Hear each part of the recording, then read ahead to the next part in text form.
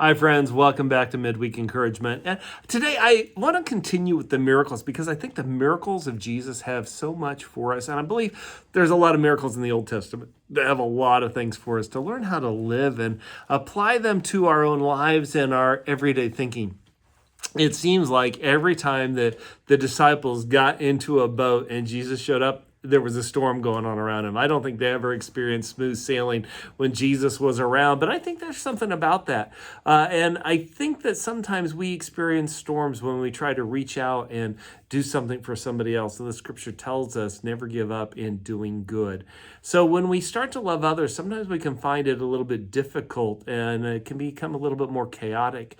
And we might try to become comfortable, but with Jesus, I think he's saying in this brief time that we have on this earth, it's time to get a little bit uncomfortable.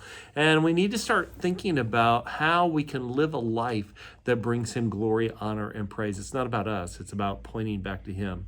In John chapter 6, and also in a couple other places of the Bible, we have this account where the disciples were in the boat. Jesus sent them away, and Jesus went up and started to pray. And in the middle of the night, while they're out and they hit a storm, the boat is rocking, Jesus shows up. A couple of the passages say that it said that Jesus was passing by. And another was when we read about Peter getting into the boat. And what's interesting is in all three of the passages, Jesus says these words, "Do not be afraid, it is I. Do not be afraid, it is I." Well, and in all three instances, when Jesus got into the boat, the storm calmed. But he just didn't say, "Can I get into the boat? Permission to come aboard, Captain." No, the disciples invited him into the boat. And I find that interesting. It was upon the invitation of the disciples, the water became calm. Jesus said, "Do not be afraid." And that's the message that Jesus has been giving since the beginning of time. And over 366 times, there's a fear not for every day of the year within the Bible. But do we do this?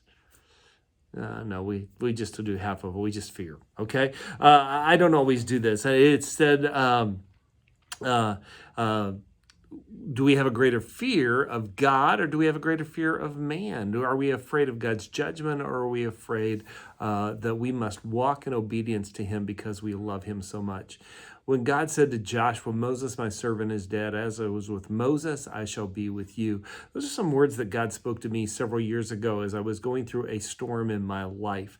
And I think what Jesus is saying here is we need to invite him into our life. I find it interesting that when God called Gideon mighty warrior, we do not read of the angel saying to Gideon, "Fear not."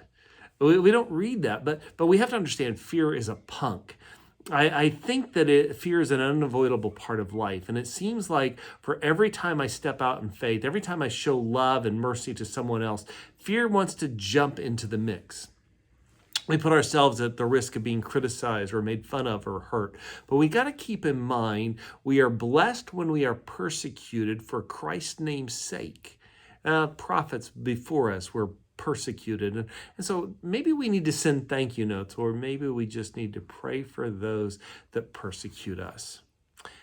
I think that's the best thing we can do. And I remember when Job began to pray for his friends in Job chapter 42, that God heard his prayer and Job was healed and he had more than what he started with before everything went bad.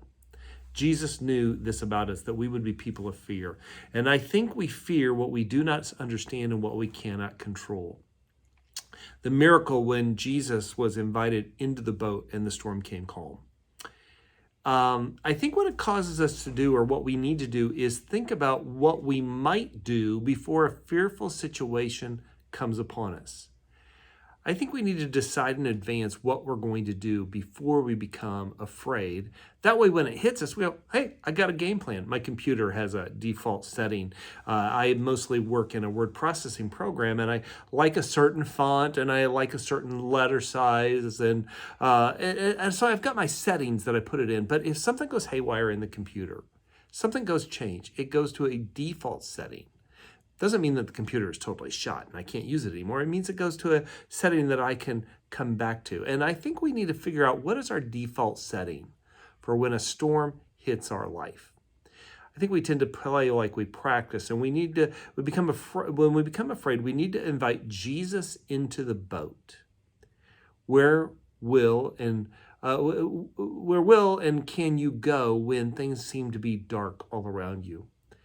There's nothing to fear when we encounter difficult circumstances or people in our life. God told his disciples to be not afraid, and he meant it when he said that. Often when we receive the most grace and understanding about ourselves is when we go through difficult times. Bob Goff said, if you don't have the nerve or courage to move forward during struggles, you miss out on the good that follows.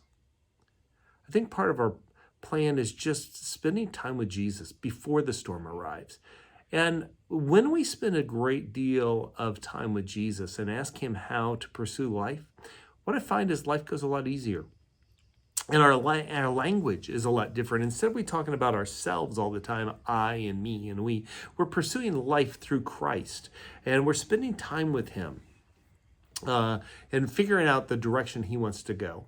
John 3:30 says, we must become greater. He must become greater. I must become less. I believe that another thing that we can do as we are struggling with fear is to focus on God's faithfulness. He is always faithful. He has been faithful in our past. He's faithful in our present. He'll be faithful in the future. And that's what it says in 2 Corinthians chapter 1, around verses 8 and 9. Paul and the others, they thought that they were pressed to the point of death. They didn't think they were going to make it. And then he says, but this happened so that we would rely on God. And then he begins to talk about remembering how God was faithful in the past, how he's faithful in the present, he'll be faithful in the future. And that's what he wants to do with you as well. Be blessed and be a blessing to others as you are blessed. Thank you.